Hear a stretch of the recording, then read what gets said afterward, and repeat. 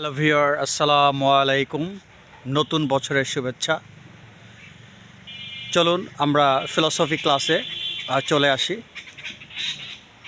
পদার্থ বিজ্ঞানের সকল সূত্র সকল ক্ষেত্রে চলে না, এই কথাটি বলেছিলেন মুসলিম ফিলসফার আলকিন্দি, যেটি অনেক পরে মহান বিজ্ঞানী অ্যালবার্ট আইনস্টাইন প্রমাণ করেছিলেন। প্লেটোর আত্মা বিষয়ক মতবাদ, আপনারা অনেকেই জানেন গ্রিক দার্শনিক প্লেটো খুব ফেমাস ছিলেন। এই প্লেটোর আত্মা বিষয়ক মতবাদ আলকিন্দিকে ব্যাপকভাবে ইনফ্লুয়েন্স করেছিল, প্রভাবিত করেছিল।